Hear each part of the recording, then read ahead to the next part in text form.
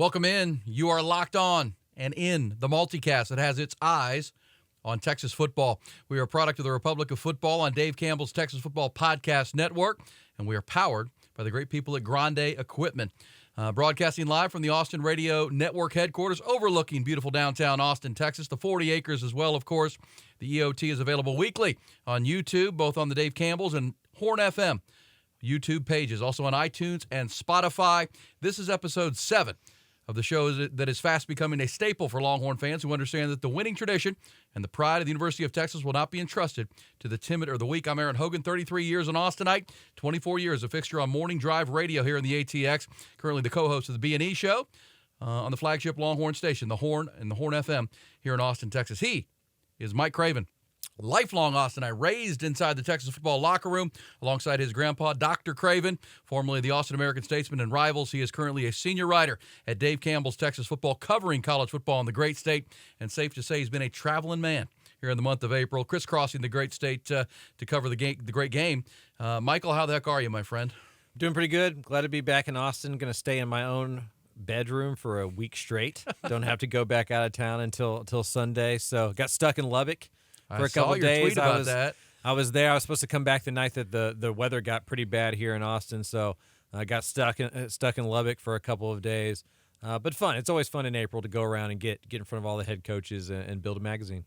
Well, and build a magazine and help our multicast with the in-depth knowledge and those things that you bring to it, which I think separates us from really anybody else, because the Longhorns we're going to be on top of and cover from the inside out, but you are covering the other schools too that they're going to play, which we're going to feature tonight as part of our 4 quarters of fun here on episode 7. I would also say you also were flying back the day that the man was killed at the Austin American, or at the airport. Yep. Austin Bergstrom and the American Airlines worker. Just a terrible story. I don't know if that delayed you even more, but never good to get stuck in Lubbock. That's never a good thing. No, that's part of my. We're going to do that opening rant thing here.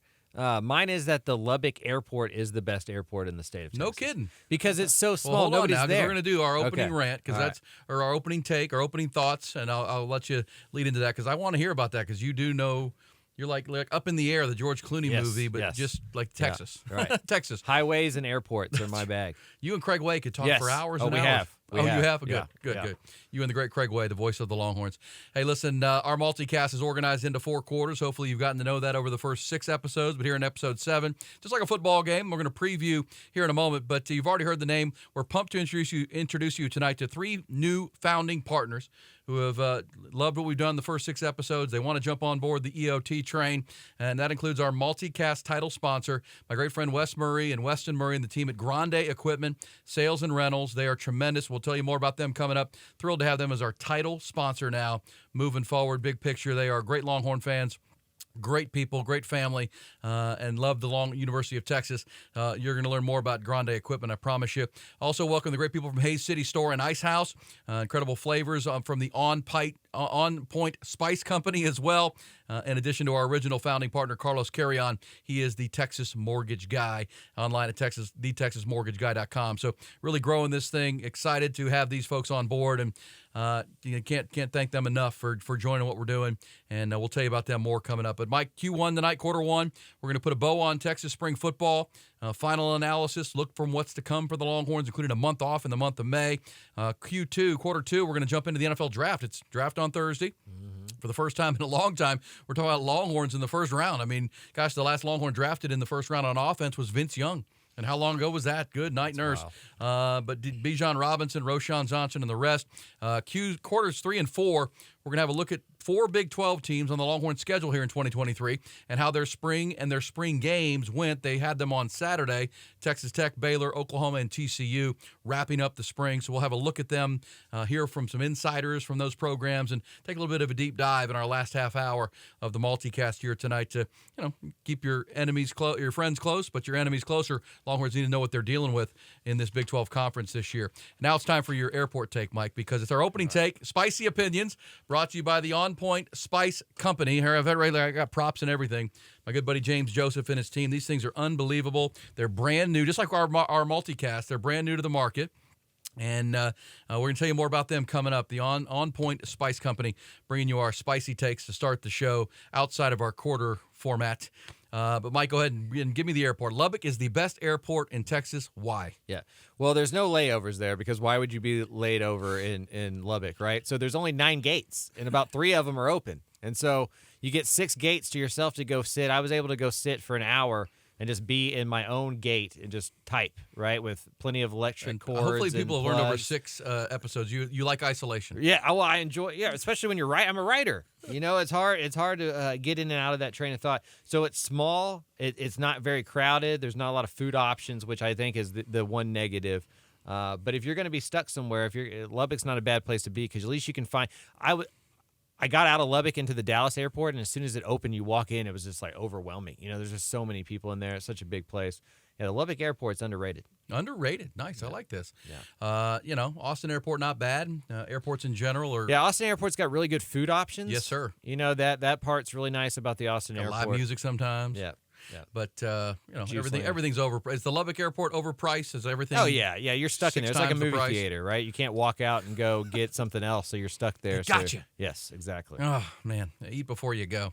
Okay, so our opening takes. That's yours. Mine is this. I know Dallas Cowboy fans are going to hate this opening spicy take, but if the Atlanta Falcons don't take Bijan Robinson with the 8th pick on Thursday, Mike, I think the Philadelphia Eagles are going to take him at number 10, and it just makes too much sense to me.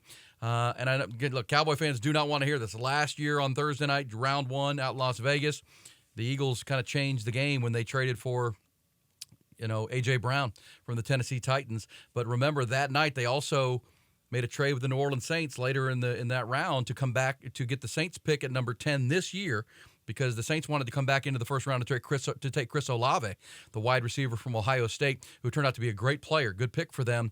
But Howie Roseman, pretty shrewd. They have 2 picks in the first round. They have 10 and 30, and they have no glaring holes. They're kind of like the Cowboys this way. 0 glaring holes, maybe depth at corner and O-line in Philadelphia. They just inked Jalen Hurts to the mega deal, but it's also pretty team-friendly. Didn't take all that guaranteed money. And they're in win-now mode. And so actually, Mike, I think the Eagles are in the enviable but rare position of they're maybe one player away from winning a Super Bowl, maybe a couple.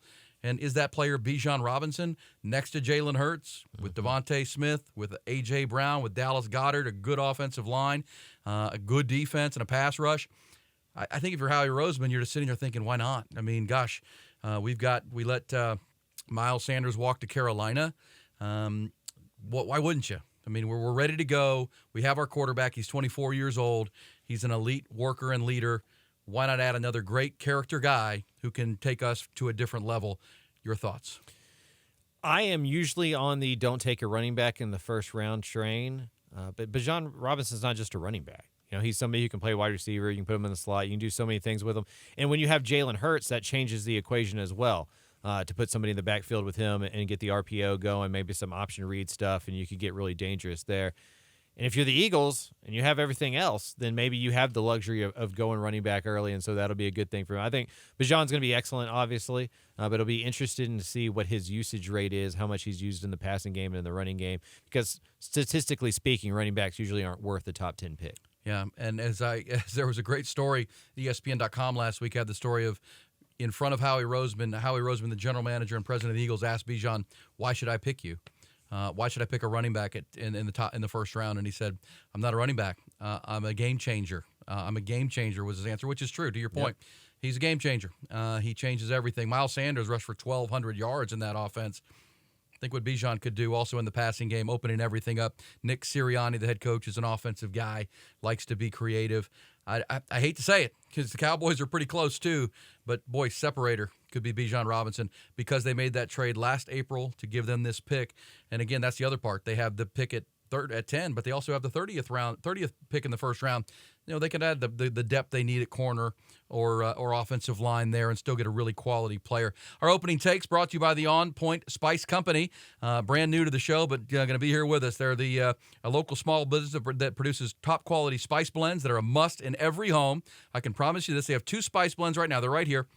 Highly recommend that you try their top shelf steak and more sauce. It's called the Top Shelf Steak and More. It is the steak seasoning. That's all you'll need. That's it. Just leave it in there. It's a big old thing here.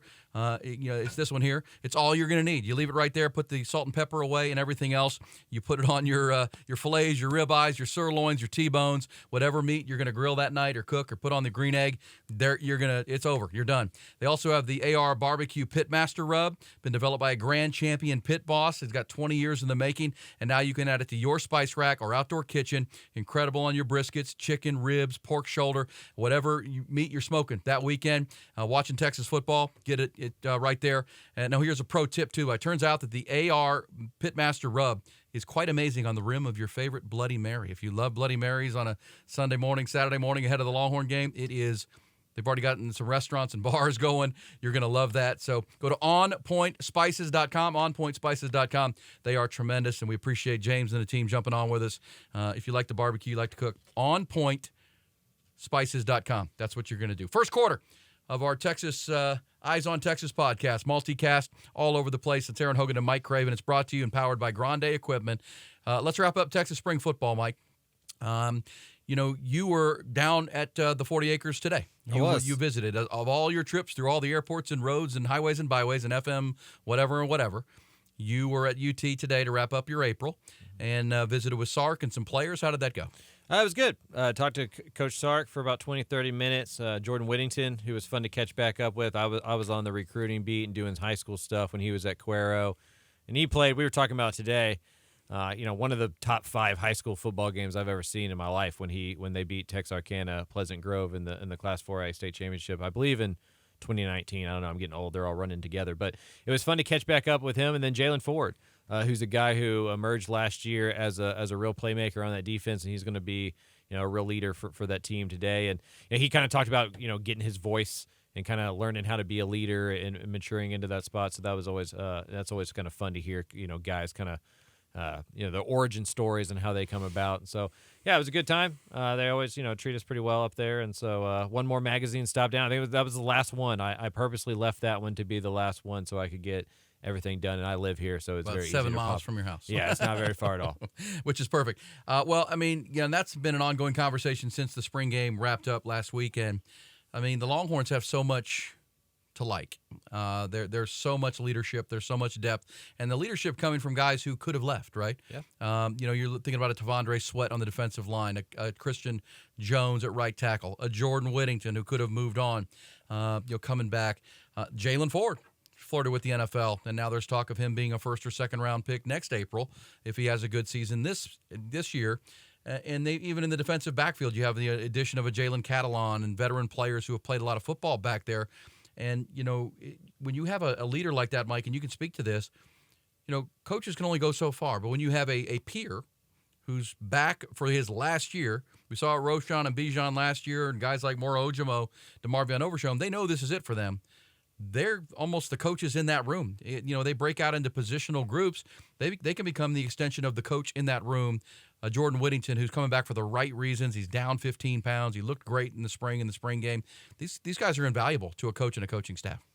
Hey, there's going to be 2, 3, 4 games a year, right, where it's a pretty even game, and it's going to come down to who's playing smarter, who's playing more together, and that happens in the offseason. It happens in the weight room, happens over the summer when the coaches aren't around.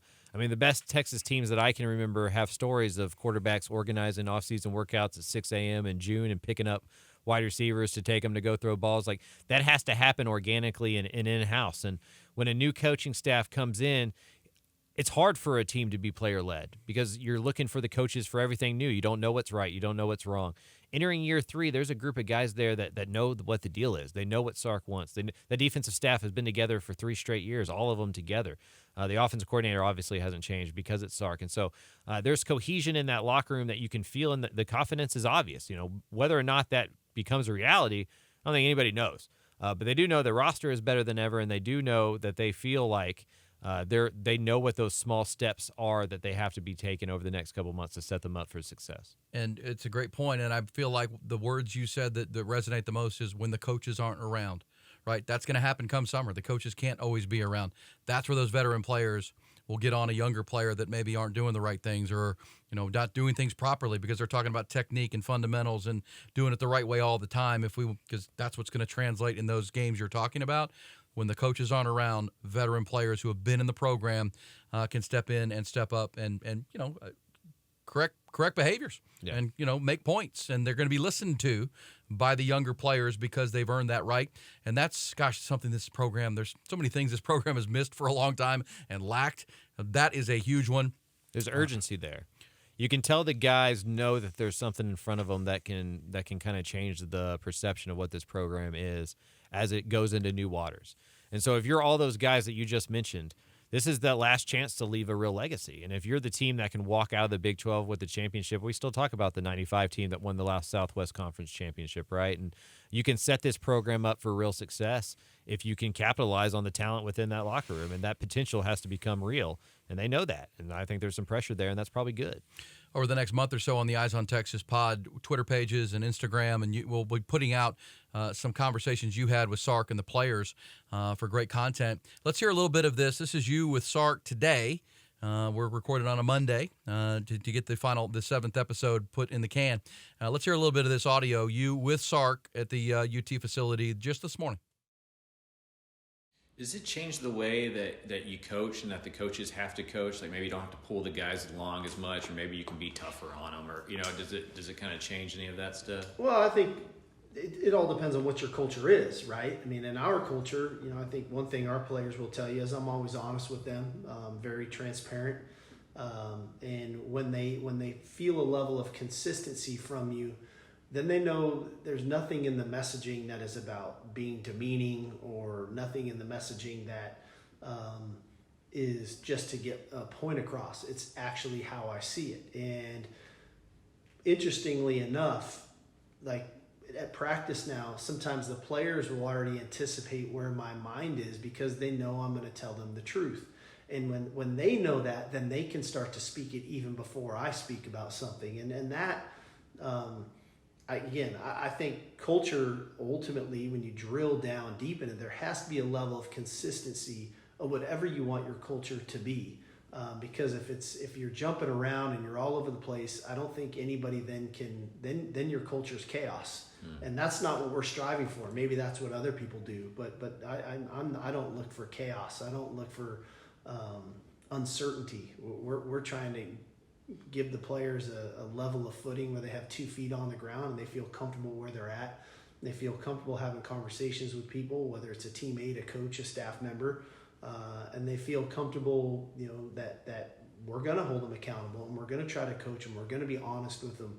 And in the end, I think they appreciate it. All right, Mike Craven today, exclusively with Coach Sark, and that kind of, falls in line with what we were just talking about, that if I'm not around, we got leaders that will step in and sound like I'm around, which is just echoing the conversation, which leads back to this conversation, Mike. The ESPN FPI, the Football Power Index, was released last week, which, again, this is a algorithm and computer program for ESPN that takes into account recruiting and transfer portals and experience, offense, defense, and then they run a simulation 20,000 times through their supercomputer or whatever, and it spit out that the Longhorns are number 5 in the country coming out of the spring, looking forward to 2023. LSU with Brian Kelly in year 2 is number 4. Alabama, the Longhorn opponent, week 2. In Tuscaloosa is 3. Georgia is number 2, back-to-back national champions, and then Ohio State, number 1. So on paper, the Texas roster is one of the most talented in the country. They hold 54.4% chance to win the Big 12, according to the ESPN FPI.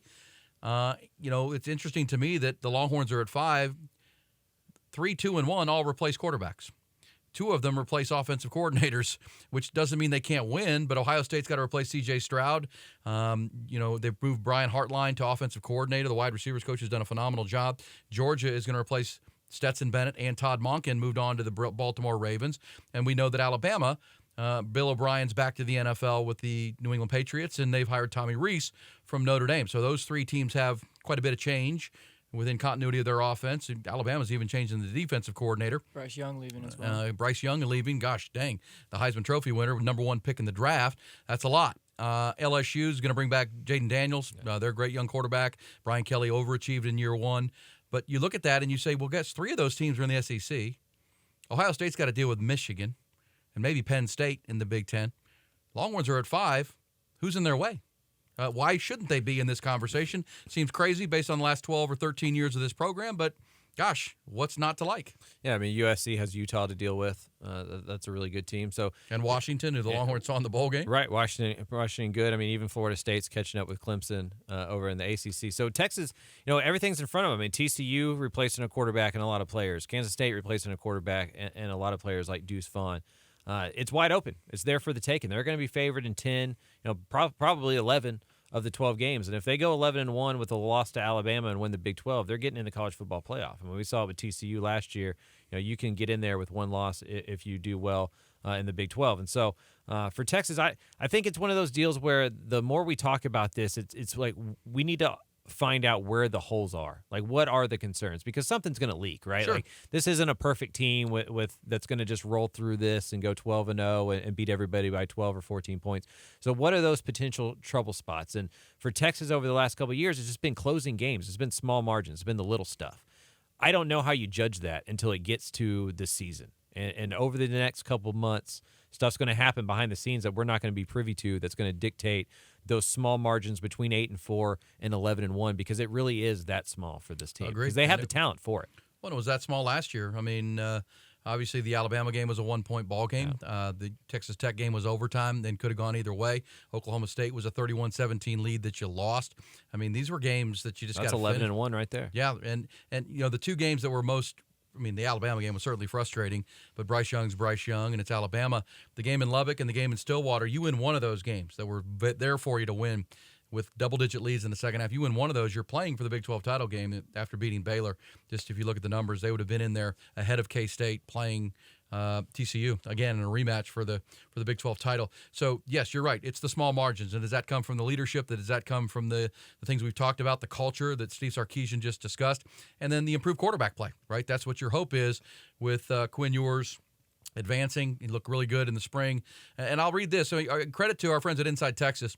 They had a story last week from their insider column talking about asking some people within the program who were the best players going into the spring, and then the best players during the spring, and then coming out of spring.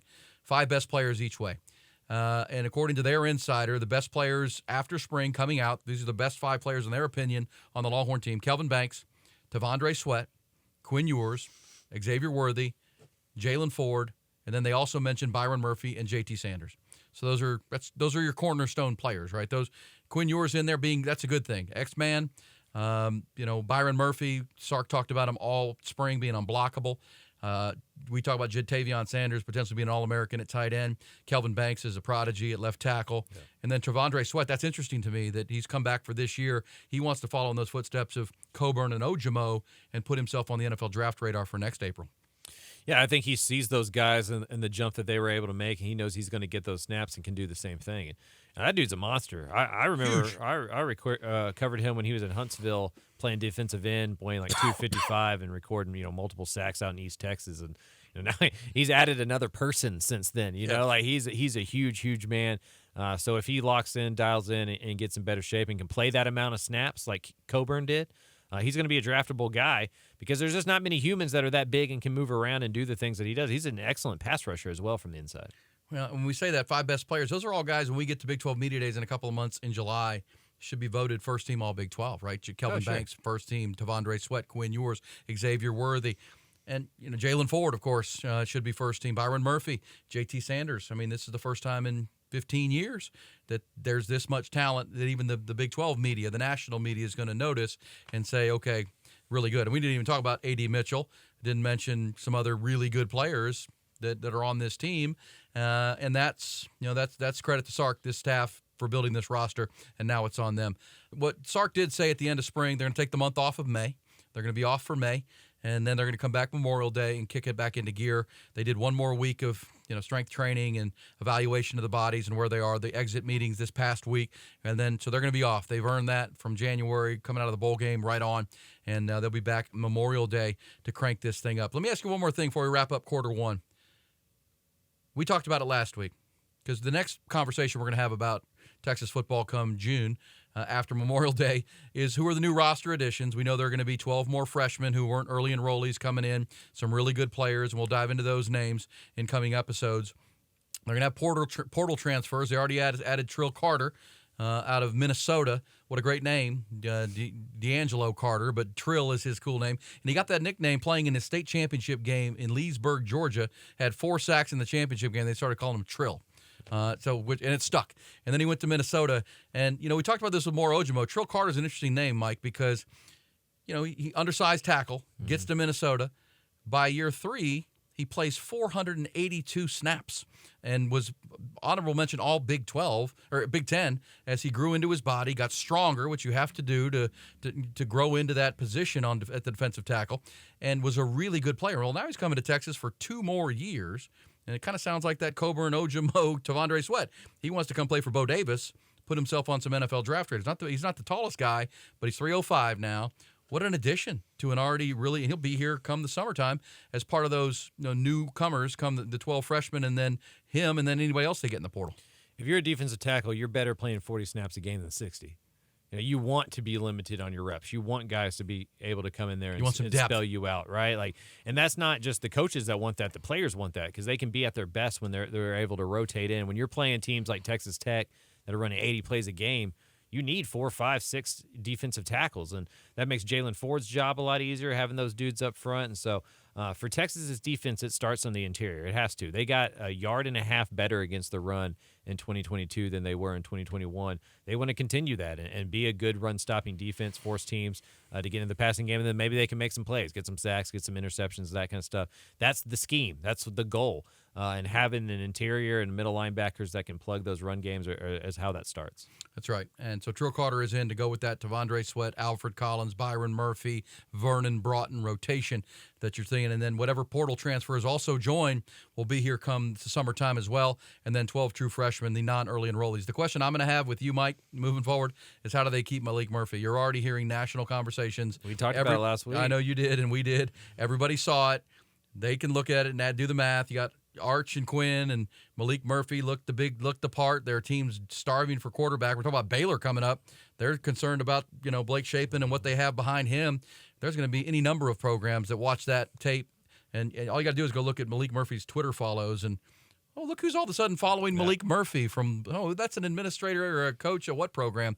He's going to be in demand. How do they keep him this summer? A bag. A bag. You're going to have to go to him and give him something, I would imagine, right? You're going to have to match some offers. It's going to be a negotiation like it is, with all these star players after a year, right? And bag. I love this.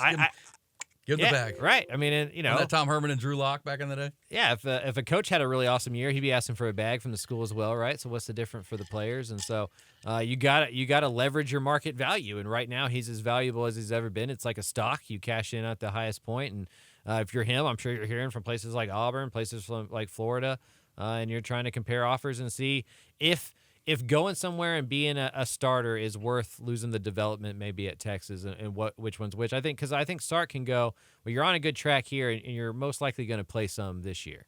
What are the odds that Quinn Ewers starts all 12 games? Right. Pretty low. Just because injuries happen and this is football, And so if you're Malik Murphy, do you write it out here and see if you can be the guy who plays with the toys, right? Like an offense, if it does open up for you, you can make more than an NIL bag. You can become an NFL prospect if it works out the right way. And we've seen crazier things happen at UT. Now, that'll be an interesting thing to follow. Malik Murphy will be in demand because it's the quarterback position. All right, that's our first quarter. It's brought to you by our great friend Carlos Carrion. He is the Texas mortgage guy. He's a great friend of mine, born and raised. He's an Austin lifelonger. He's also a St. Edwards alum, as I am.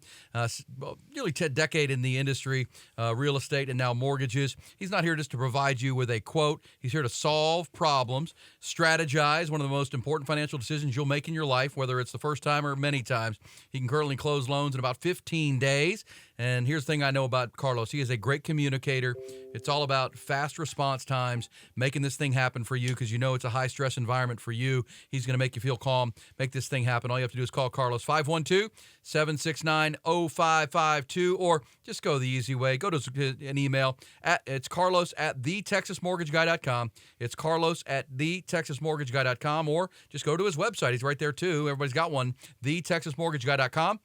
That's thetexasmortgageguy.com. You can also find him on Instagram and Facebook and everywhere else. He is Carlos Carrion, the TexasMortgageGuy.com, bringing you the first quarter, and one of our founding underwriters and partners here on the Horn. We couldn't be more happy that he is, because he's a great guy, like all of our founding partners that we're introducing you to tonight here on Episode 7 of the Eyes on Texas Multicast. It is a product of the Dave Campbell's Texas Football Podcast Network, and it's powered by Grande Equipment. All right, second quarter time there, Mike Craven. We'll get to halftime coming up. We'll do some fun stuff from mock drafts, because those are always fun this time of year. But let's talk some NFL draft. Mm-hmm. It's Thursday. If you listen to my show every morning on the Horn, the whole Longhorn flagship here in Austin, if you've listened for as long as we've been on, I'm a draft nerd. I love it. Love the process. Always have. My son Nolan right there next to you, and and Griffin went to Vegas last year and took in the NFL draft live for the first time, which I'm an advocate that the NFL draft should be in Vegas every year. Like, screw Kansas City and Philadelphia and Chicago. I don't get that at all. But in Vegas, everybody had their different jerseys on. It starts at like 5 o'clock in the afternoon, desert time. Everybody had a blast, and then they all went to the casinos and had a great time. So it seems like a perfect place. It's so simple. But, NFL is going to move it around. They're an industry. But let's talk about some draft, and as it pertains to the now former Longhorns. Bijan Robinson is going to be drafted in the first round. We've followed him from his career out of Arizona. What's your gut tell you about Bijan as a draft pick? Where does it? I said earlier in my early rant, my spicy opinion from our friends at On Point Spices, that I think he's going to the. If he doesn't go to Atlanta at 8, I would also put Atlanta at 8 as a very interesting stop for him, because Atlanta's loaded up on defense through the offseason. They've got a young quarterback in Desmond Ridder. They drafted Kyle Pitts. They drafted Drake London. It kind of feels like they're ready to be young on offense and experienced on defense for Coach Arthur Smith, who came in from Tennessee. So 8's a spot for him. But then I look at 10. What do you think for Bijan? It feels like a luxury pick, right? Like, you have to have other pieces in place to go Bijan Robinson. You know, if you need help up front, if you need help on the defensive line, you're probably going to go those places first. If you're a quarterback, obviously, if you're a team. But Philadelphia is one of those rare occasions of having a really good roster with a really high pick. You know, in the NFL, that doesn't happen all the time. So that does feel like the most logical spot. The interesting thing to me is what happens if he slips past there. Because in the mock drafts I've seen where he doesn't go in the top 10 to Philadelphia at 10, he drops down into the 20s because those teams kind of in between, feel like they need to load up on offensive linemen, defensive linemen, maybe some more, need positions. And so if he doesn't go in the top 10, if he doesn't go to Philadelphia, I'd imagine he slips into the 20s and goes to a better constructed roster that can maybe take the back end of the first round running back. The Dallas Cowboys? Right, something like that. I don't know if he gets all the way there. But I mean, if you're Dallas, right, and he's there at 26, you run to the podium. You don't need to take any time. If he gets past, because once you get into those type of rosters where you're a player or two away, now Bijan is a really sexy pick. If you're the Houston Texans or something, you can't. What are you going to do with? Yeah, Bijan you got to build your roster. Right. Well, and I think it is the story of the draft outside of quarterback, which is always the story of a draft. But he's the story. I mean, it reminds me of Reggie Bush back in 05 of coming out. Like every fan base wants him. He's so electrifying. He's such a great person. He's such a great factor back in every phase of the game. The highlight reels, as we're seeing over my shoulder, are just it's Reggie Bush-like. It's Barry Sanders. It's Saquon Barkley. We watched it for 3 years here at Texas. So every fan base wants that because it's a sexy pick, and they look forward to buying the jersey and being a fan. So he is the story. But the interesting part of this draft is that Philadelphia's got 2 first-round picks. Detroit has 2 first-round picks. They might be a player away from, because that division is such garbage right now with the news of today that Aaron Rodgers is officially going to the Jets. Minnesota's Minnesota, Detroit, Chicago. Gosh, if you're Detroit and you have 6 and 18, well, okay. Well, we can take them at 6 or 18, potentially, to your point. But if you're the Cowboys and it's 26, but he's sliding through the draft and he's there at the late teens, you may want to go up and get him because it's a difference maker on a roster like the Eagles we talked about that's really good, really talented, and, gosh, just a separator, just a difference maker. He'll be a tremendous player in year 1. You have to wait on him to be a factor to your team and your offense. It'll be interesting to see how that plays out because, the Cowboys have not been ultra-aggressive in moving up at times, but, man, if that player's sliding, because remember, most teams will tell you, Cowboys included, they probably have 20 guys. There's 32 first-round picks, or 31 this year, because Miami had to give theirs up for tampering. But so there's probably 20 guys that they have a first-round grade on. Yeah. So don't worry about it as a 31 pick first round. Who has a first-round grade? Maybe 20. And if Bijan's in your top 4 or 5, and he's there at 20, man, gosh, now the value way outweighs the risk, and you just got to go get him. There's not a better player available, or someone will take him. The Chargers at 21, Washington Commanders in the middle of the first round could jump on him. Tampa Bay at 19 could jump on him.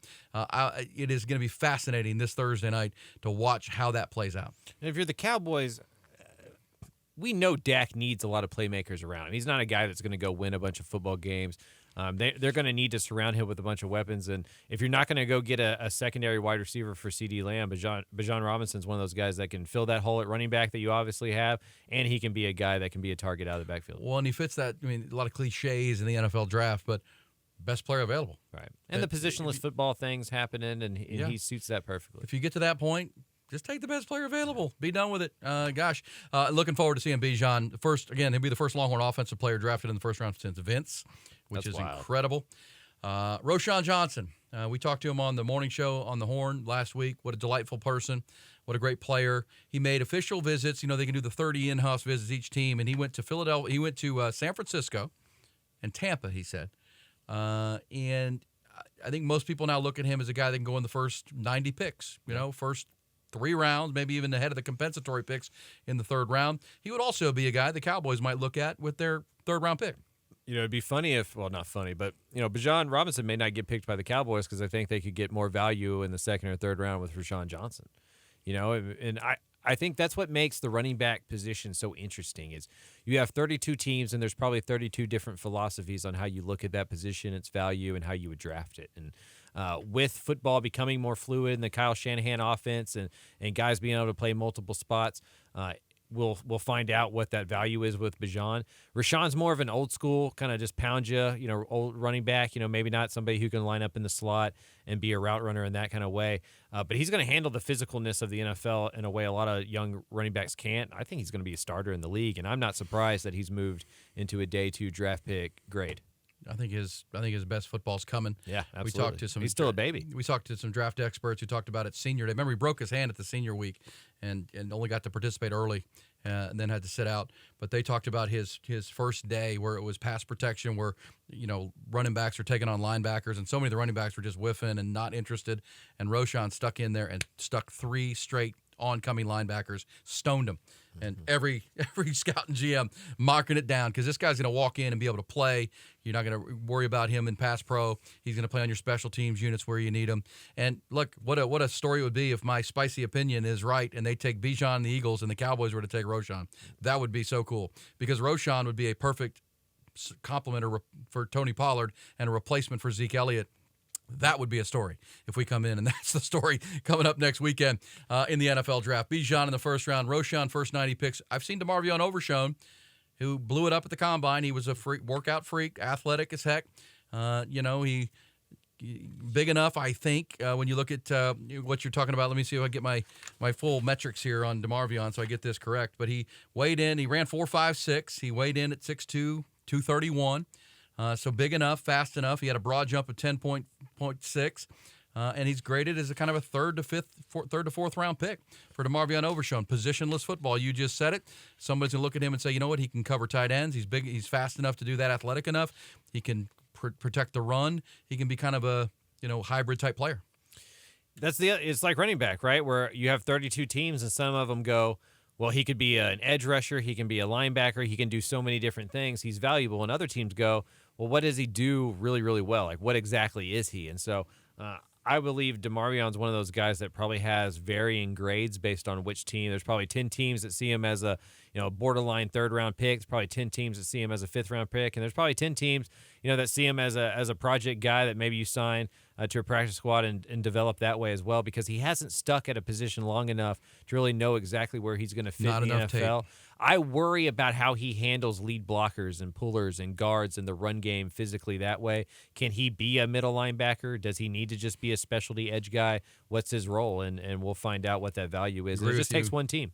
I agree with you 100% because those 10 teams, it's the style of football they play. It's a Dan Quinn kind of style of I'm not worried about position. I'm worried about athleticism, guys I can coach up and train to cover the people because it's more of a passing league now, more of an open space league. I need players like that can do a variety of things. DeMarvion Overshown probably picks rounds 3, late 3 into the 5th round, probably his early day 3, as I would say. Early Saturday is probably when I would see DeMarvion off the off the board if he goes in late third round. Those compensatory picks would be an interesting spot. Also, Moro Ojomo and Keandre Coburn, we've talked about them. I think we both agree that Moro's best football is to come. He's still only 21 years old. Still fascinating to me that he got to Texas at 16 because he started kindergarten in Nigeria when he was 3. And so he's just, he's had to grow into that body of his. He's got great big hands, great long arms. He could play inside and outside because he's athletic enough. I think Moro is a draftable player. And then Keandre Coburn, what say you? Yeah, I think they're both guys that I think you know more about Keandre Coburn's ceiling, and maybe a little bit more about his floor. But Moro's the one that really intrigues me. Coburn, you're going to get a first and second down guy that can plug the run, probably best as a nose tackle in a 3-man front. But Ojomo can play everywhere. He can play 4-eye, he can play 5 outside. You can probably grow him into a 1 technique if you needed him to. And as we were talking about with Rashawn Johnson, the best football is ahead for Moro Ojomo. Give him a year or two, almost like a redshirt year. You draft him knowing you're going to give him a redshirt year to let him develop, and then he can become a real monster and a steal that you look back in 5 years and you go, wow, why wasn't that guy drafted in the first couple rounds? We know he visited Houston, Seattle. It's kind of a Pete Carroll kind of guy, right? Yeah. High ceiling player. He loves defensive guys. Houston, gosh, that'd be tremendous, and even the Cowboys could use him in the 4th or 5th round on the defensive interior and a developmental player because Dan Quinn loves athletic guys that can rush the passer in all phases.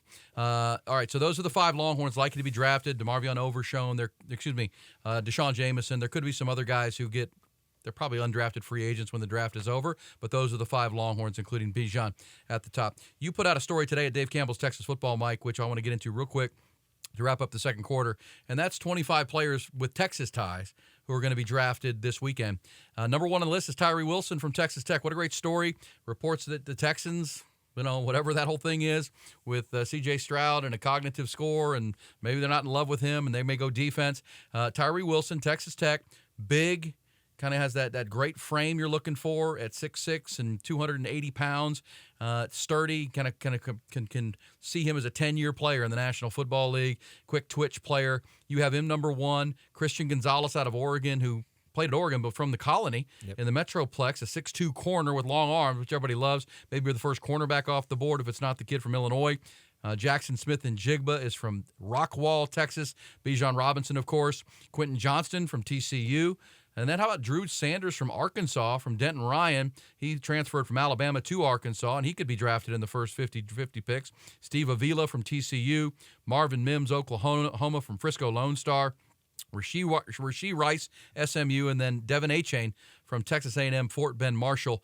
You can read that at your website, your Twitter, and, of course, Dave Campbell's TexasFootball.com. There are 15 players you listed. Give me your thoughts on those top 10, or a couple of highlights. Tyree Wilson's a freak show. Like Tim DeRuyter, those guys speak so highly of him. He's one of those guys that if he was a boxer, he could jab you from the opposite corner. I mean, his arms are just forever long.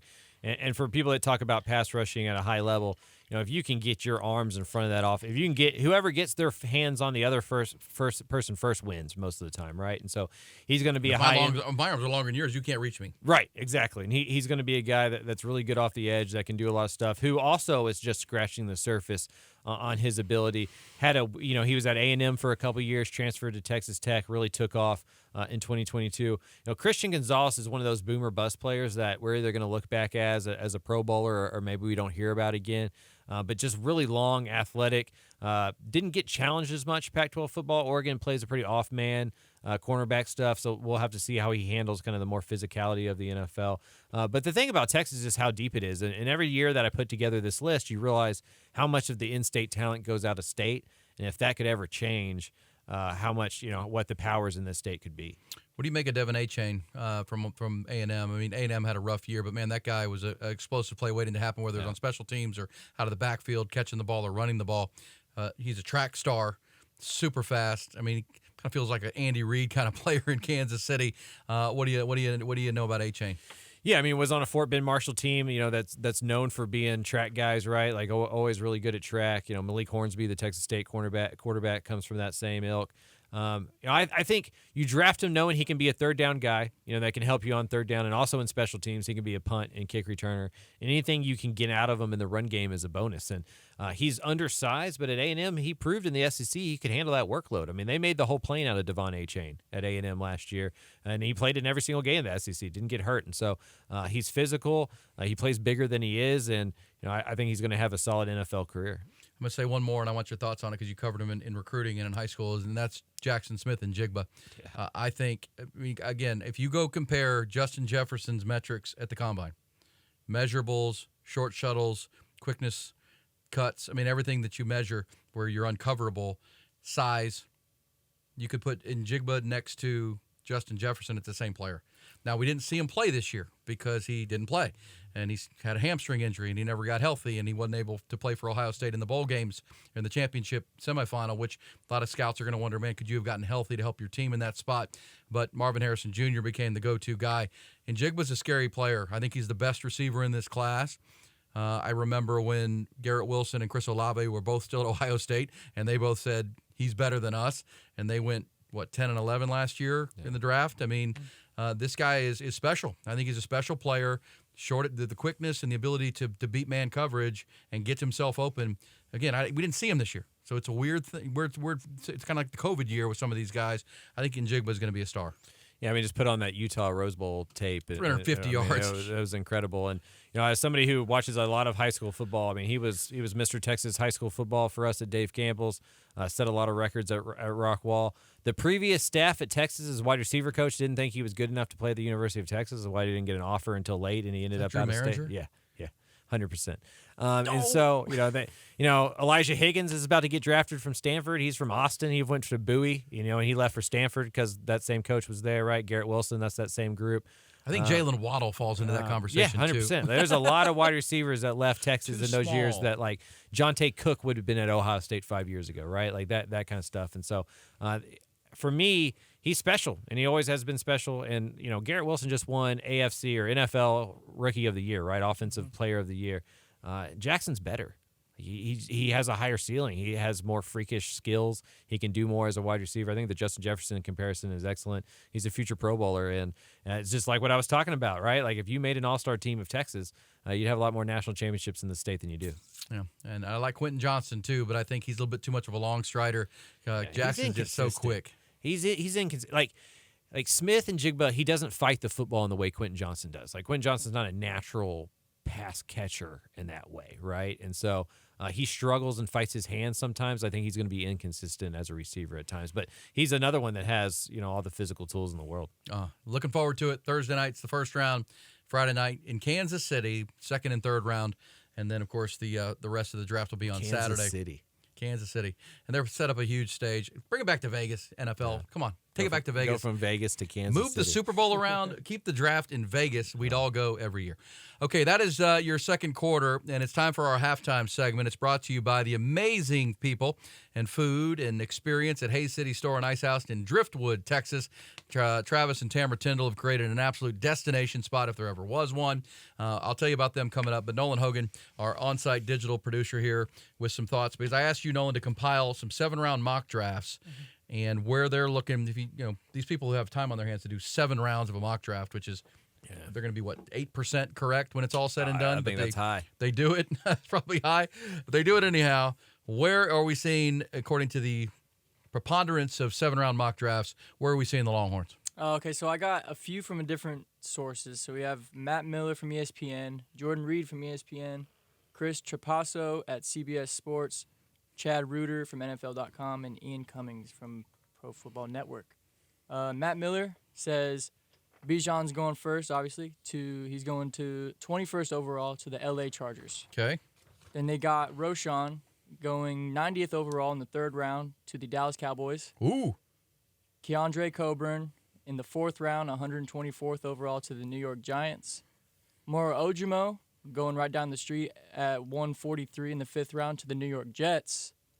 And DeMarvion Overshown going in the 5th round, 162nd overall to the Indianapolis Colts from Matt Miller at ESPN.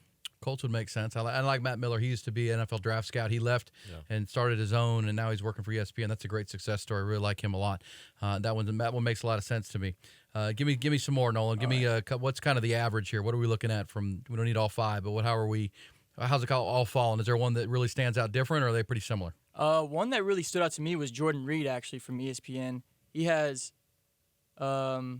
also has Bijan going to the Chargers, but he has Keandre Coburn going in the 3rd round, 73rd overall to the Cleveland Browns. Ooh. DeMarvion Overshown going in the 4th round at 111th, also to the Cleveland Browns via trade from the Jets, I believe.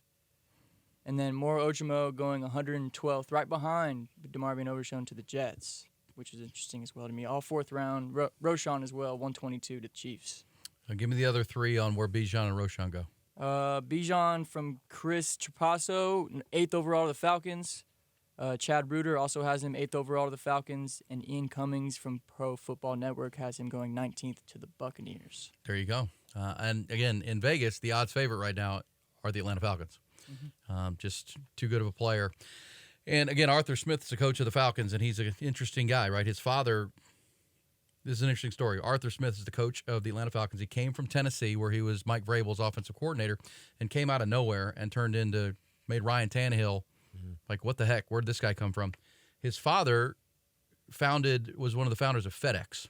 So safe to say his father's worth about $5 billion. Yeah. He doesn't really have to coach football if he doesn't want to, but he's a pretty dang good football coach.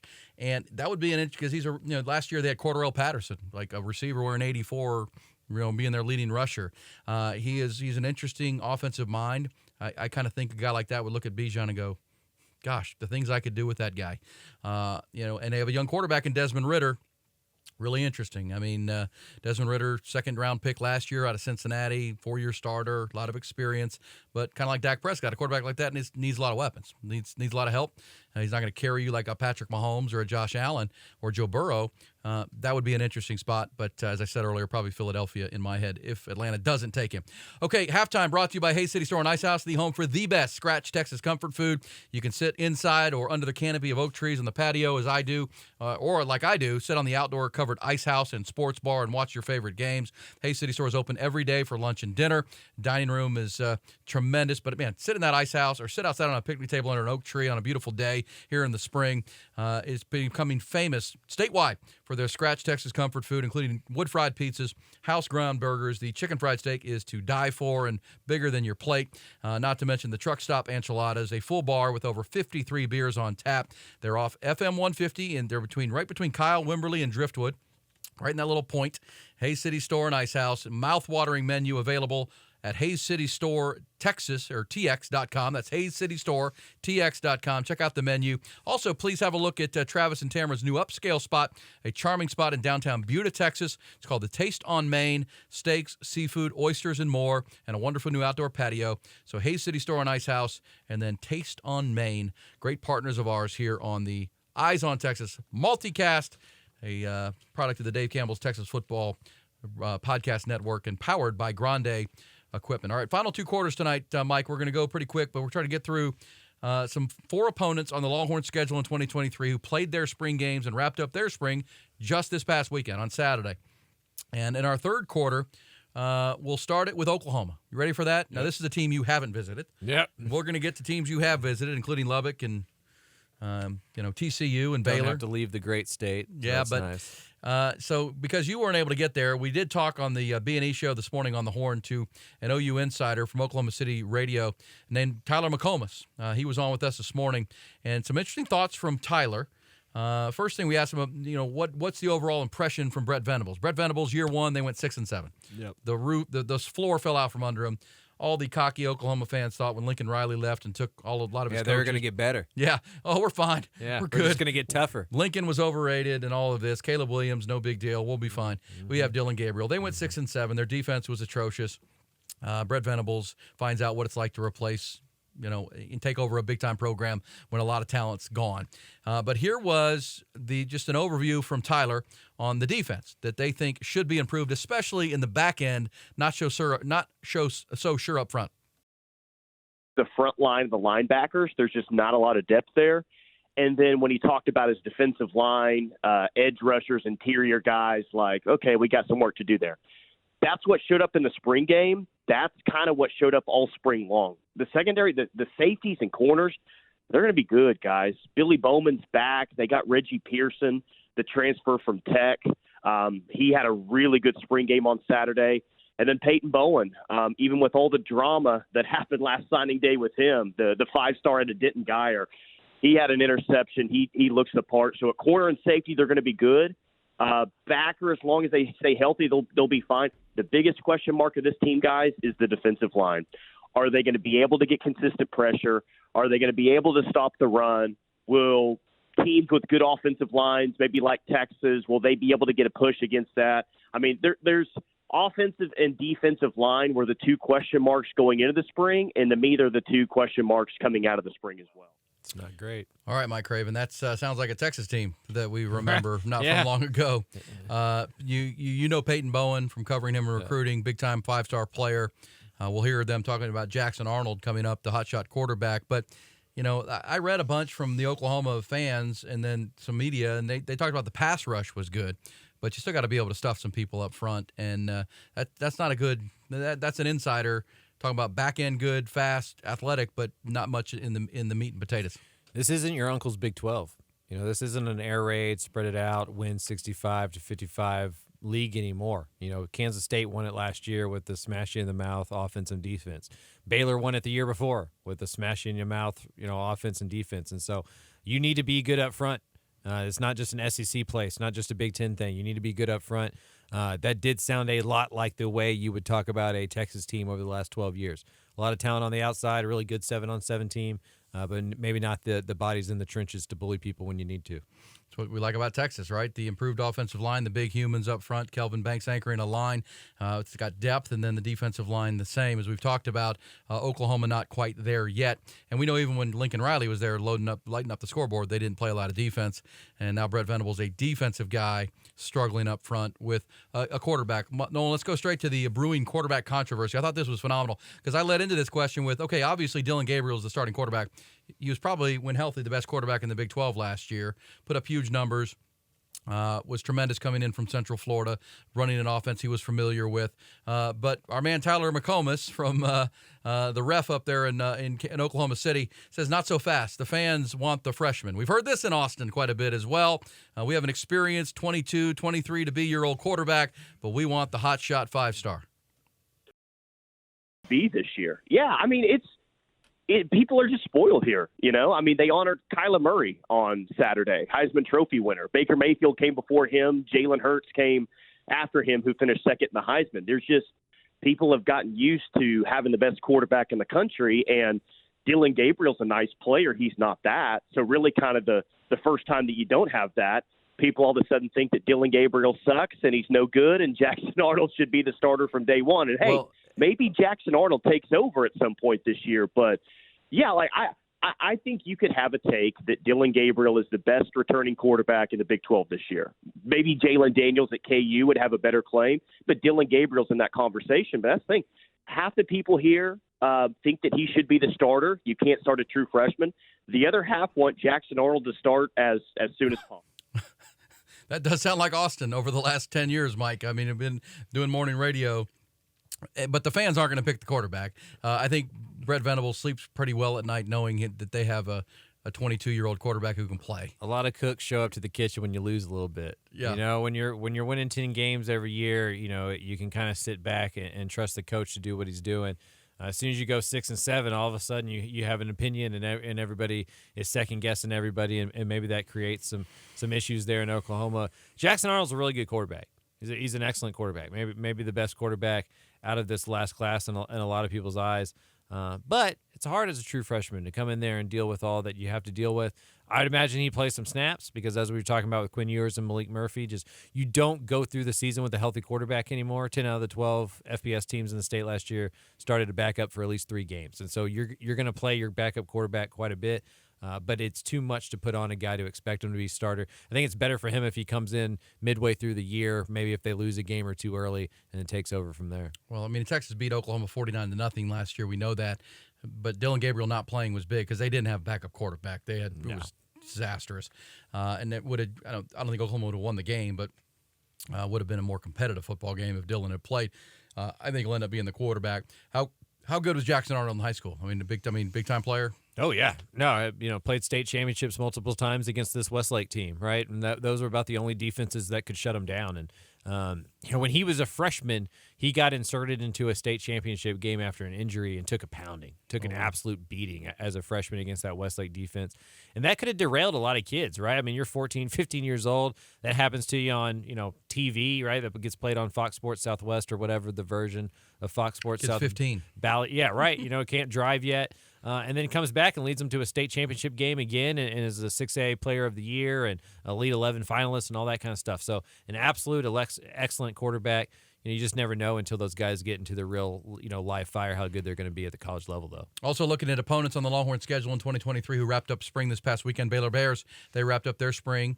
We spoke to Craig Smoke with Sikkim 365 Sports, and he said, much like Oklahoma, 6-7 last year, coming off a year where they won the Big 12 championship, went 12-2, best year in program history.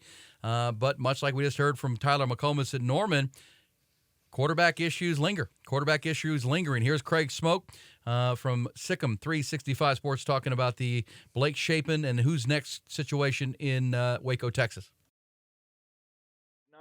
You guys know what I'm talking about. It's just not a great feeling around right now that people are just super pumped and super confident and feeling like he's going to be the guy next year. And when you don't really have another option to pivot to, and Dave Aranda's talking about naming a starting quarterback, and all arrows point to the guy who's probably the same guy you saw last year, it's just not super inspiring the fan base. And so I'm curious to see kind of how that goes. But you're right.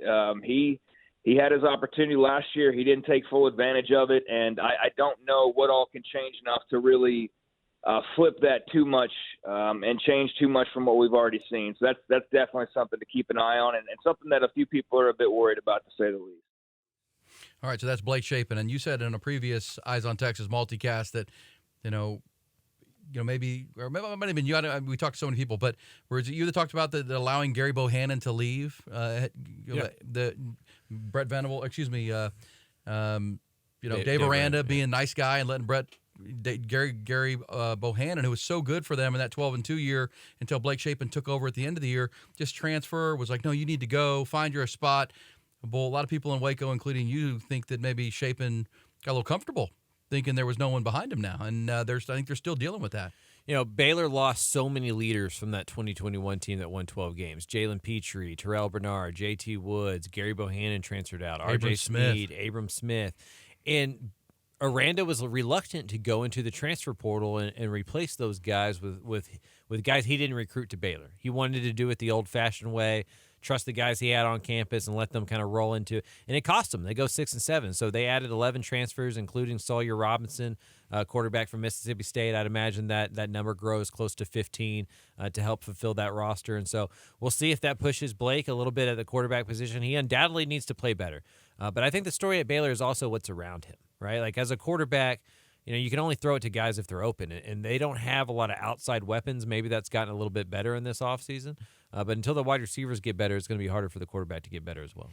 All right, two more here in our third quarter, and then we'll get our closing thoughts in our fourth quarter coming up. But Texas Tech, level of optimism. You were in Lubbock, got stuck in Lubbock at the wonderful airport in Lubbock, as you said. But optimism in Lubbock. Joey McGuire, where, Oklahoma and Texas, Oklahoma and Baylor are coming off 6-7 seasons, and there's still a lot of uncertainty. The one thing I'll say about Oklahoma, Mike, that we didn't get to is that if you look at their schedule, and this is something Tyler McComb has pointed out to us, very favorable schedule. Yeah, I can't believe the Big 12 did that. They caught lightning in a bottle when it comes to the schedule, if you look at it. And they dropped Georgia off a non-conference game because they're going to the SEC next year. They'll just play that later and make it up as an SEC game. So, man, their non-conference is garbage. I think Tulsa's the best team they play. SMU. And then their schedule in the Big 12, outside of Texas, Texas's schedule is favorable too, I think, but you got Alabama on there. You've got to play some pretty quality teams. Oklahoma's schedule favorable. But Texas Tech is interesting because they went 8-5 last year. And I know Joey McGuire for years and years, covering him in high school football. But, man, to go 8-5, beat Oklahoma and Texas each, win your bowl game over Ole Miss and Lane Kiffin going away, with all the quarterback injuries they had last year, all the confidence he instilled into that program. Let's hear Chris Level. He is a longtime He is Mr. Texas Tech. He's on sidelines for Texas Tech. He is the publisher of Red Raider Sports online. Tremendous, all sports, but certainly football. He was on with us this morning on the Horn, wrapping up spring, and said, "Man, there's a lot of optimism for the first time in maybe a decade coming through the Cliff Kingsbury and Matt Wells era, coming off an 8-win season." Yeah, I think it's been a while around here. To be honest, I mean, it's been a decade of just kind of. You've had a few decent seasons. Cliff went to a bowl game or two, and Matt Wells he kind of took it, kind of got this thing semi turned around, but just never been able to sustain any consistency or anything. But I think when you finish out the season last year with a 4-game winning streak and you win your bowl game the way that you do, and again you're doing it with all these quarterback issues, but you just keep finding ways. I think that's why there's some momentum here, and you bring the bulk of your team back. 10 starters back on offense, and I think 7, maybe even 8 on defense. And so the bulk of this group is back. And Joey kept his entire coaching staff in place with the exception of Emmett Jones, who left for Oklahoma, but then he plucked Juice Johnson from Baylor to replace him at wide receivers coach. So that's why people are excited. And Shuck is, I think, going to be the quarterback here, and I think for good reason, with the exception of just the 2 hiccups on Saturday. I think he's looked really good in spring ball all throughout, and I think that you got a 23-year-old under center. I just think that, again, there's a lot of reasons why you're looking to. This team is old, I mean, there's a lot of age and experience on this football team, and I think that translates. All right, Mike, you were in Lubbock last week. Do you sense that optimism? I say this all the time. I go around to all these colleges, and I am not smart enough to tell you who the good teams are and who the bad teams are. We don't get to see enough to know that, and who knows? There's so many variables. But I can tell you who's having fun and who enjoys being at office and who doesn't. And I went to A&M on Wednesday and Texas Tech on Thursday, and one was not like the other, right? They're having fun in Lubbock, Texas, And so when you're enjoying going to work and when the players can feel that as well, there's just an energy inside that building that feels different. And I know the 2023 season may not get there, but with the expanded playoff, there's this rejuvenated interest around college football that there's a route to the big time, right? If you're Texas Tech, your route felt stopped for a long time. You're not going to get into that Final Four unless you have a TCU dream season. It's not going to happen for you. It's an invitational. But as the playoff expands, a team like Texas Tech, all they got to do is win the Big 12. And with Texas and Oklahoma leaving, they can be the place that does that. They have 400,000 alive donors.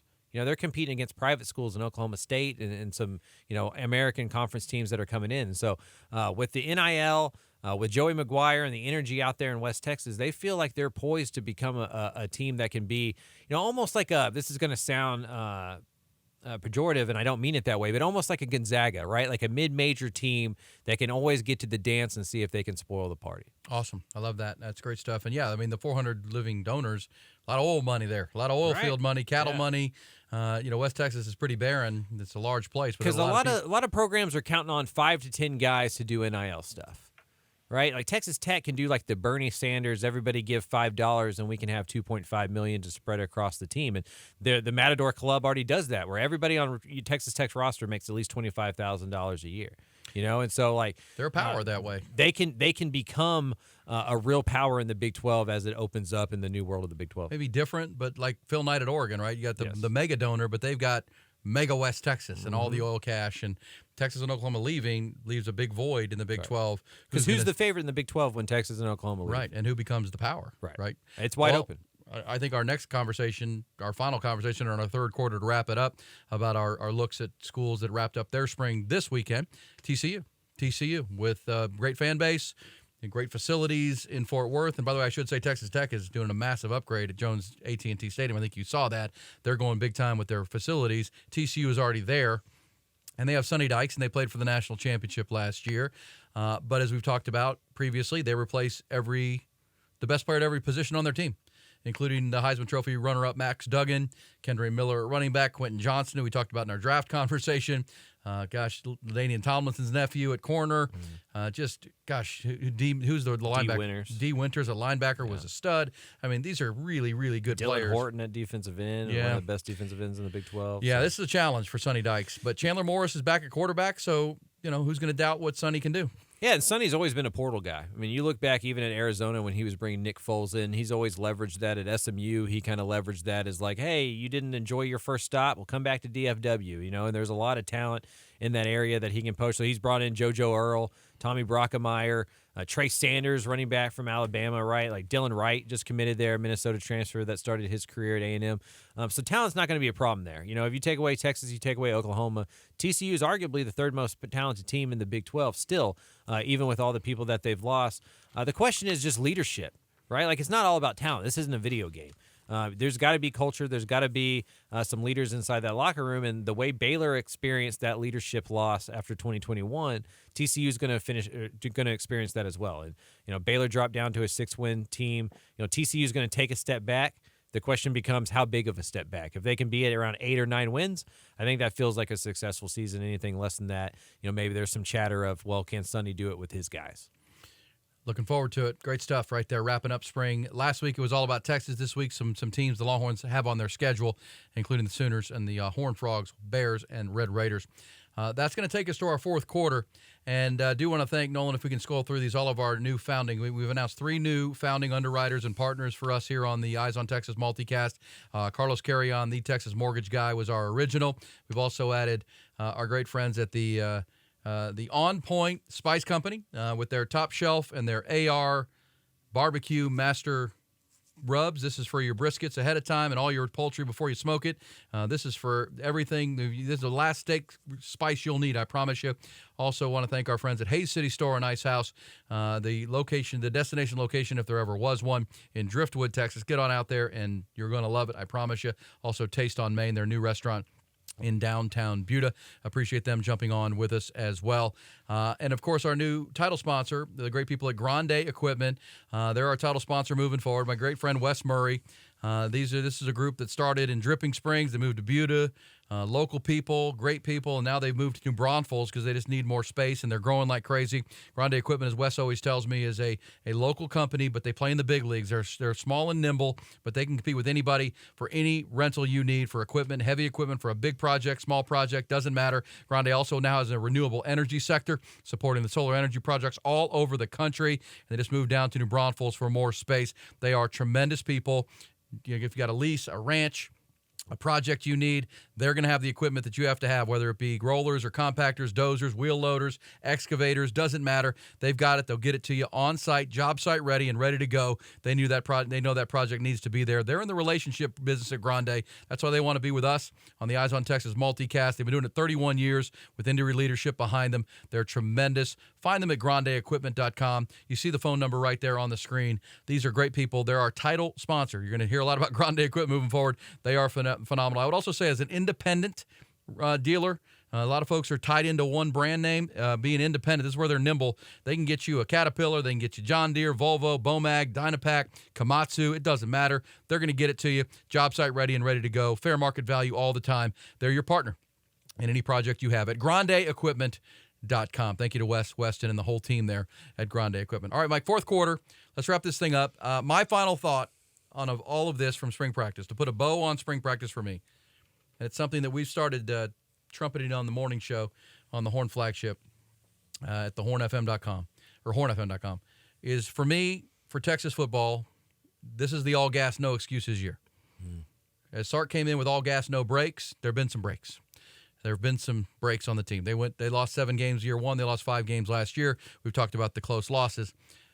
I'm calling this the all gas, no excuses team.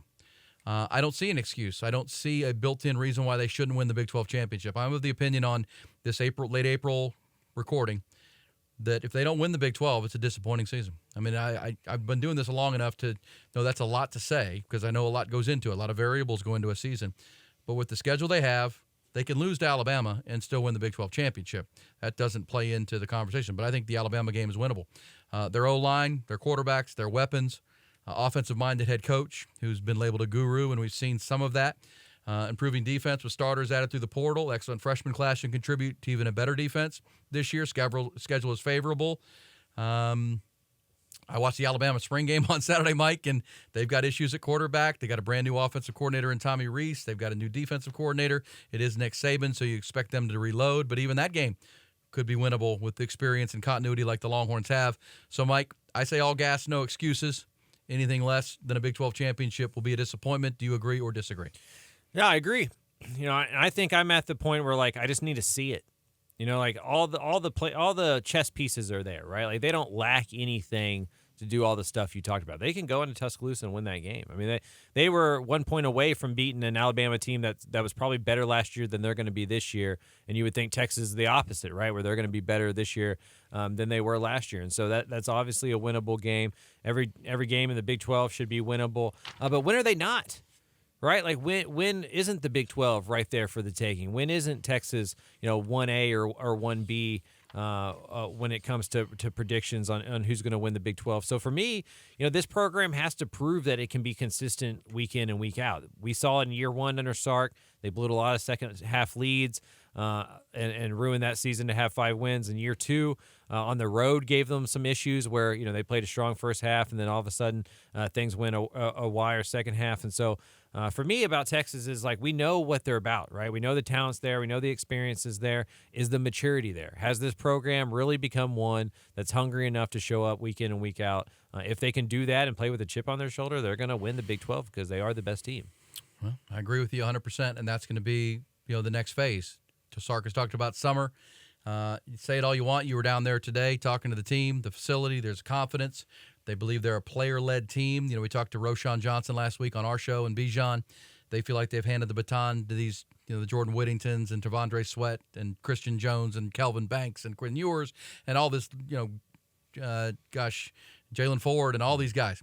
Well, they got to run with the baton. Summer's got to be strong. In introducing the 12 new freshmen, portal players that come in, because if they do, I don't think they have a peer. We just heard from 4 insiders that cover programs that also want a challenge for the Big 12 title, and they've all got major issues, core issues. Texas Tech maybe fewer than anybody, but Texas is always going to be more talented than Texas Tech player for player. Yep. And they have Texas Tech here in the final game of the regular season, which should be fun. It's going to be a fun summer, Mike. It's going to be fun. I can't wait to see the magazine come out. We're 7 episodes in now, 2 months of spring practice. We've got our sponsors on board, our underwriters. Dave Campbell's Texas Football is pumping this thing out on YouTube, on the Horn YouTube page. It was the most watched thing on the Horn's YouTube page last week, which we're excited about. We appreciate it. This is going to be a lot of fun to see where this goes. It's all excuses. Or all excuses. Edit that, Griffin. It's all gas, no excuses. Yeah, you like that? I think that's fair, right? I mean, because you look at the roster and you go like, what is the weakness of Texas, right? Like, maybe linebacker next to Jalen Ford, and they have 3 true freshmen that are really talented, and maybe David Binda, and you hope they grow into it there. But they're really good up front. They're really good on the outside positions. They got a quarterback that's got 10 starts. It's just maturity, and that's not just on the roster. I'm talking coaching staff as well, right? Like it's a head coach that's shown some immaturity in his career as well. 13-12 here, lost some leads, and so can they do the little things right? And it's a program that hadn't done that in a long time. And so if they can start doing those little things right, and they're saying all the right stuff too, and so like they sound like a team, ready and willing to do those things. Last thing I'll ask you, when you're around talking to other programs, do they talk about Texas at all? Or all the time. Like if there's a program I get asked about by other coaches the most, it's the University of Texas, because everybody wants to know what's going on there. Because if you talk to all these coaches, they're jealous of what happens in Austin, right? To have the city of Austin, to have the resources, to have the talent, and then to see it not reach its potential for the last 10 to 12 years is, I think it's dumbfounding to a lot of coaches who win games with a lot less, right? And who beat that team with a lot less, right? Like Joey McGuire after last year's win over Texas has that quote afterwards where he goes, "We told you they were going to break and they broke," right? And that's the reputation of Texas, but it does feel like it's changing, right? Like you talk to those coaches and they go, "I'd say Texas is pretty good this year." And usually it's kind of a joke, right? Like, is Texas back? Ha ha ha, we're going to beat, and this year it's like, they're going to be pretty good. That's going to be a tough one. And so that perception is changing. I think that's a good sign. Well said. And that's why Mike is tremendous, traveling all over the great state, visiting with these coaches, learning about these programs to bring it to you through the magazine, Dave Campbell's Texas Football, and certainly here on the Eyes on Texas multicast, powered by Grande Equipment. And that's going to wrap it up for episode 7. Again, thanks to all of our partners, underwriters. That would be Grande Equipment, our title sponsor. That'd also be Hayes City Store and Ice House. That would be On Point Spice Company. And, of course, our great friends at our good buddy Carlos Carrion, TheTexasMortgageGuy.com. That's TheTexasMortgageGuy.com. We'll have more coming with you, but those are our 4 founding partners, and we can't thank them enough. All right, Mike, have a great week. Looking forward to more conversations on the Eyes on Texas multicast, reading your stories of the great state and all the teams throughout that you've covered, and we're looking forward to it. That is this episode, the 7th episode of the Eyes on Texas multicast, a production empowered by Grande Equipment and a production of the Dave Campbell's Texas Football Podcast Network.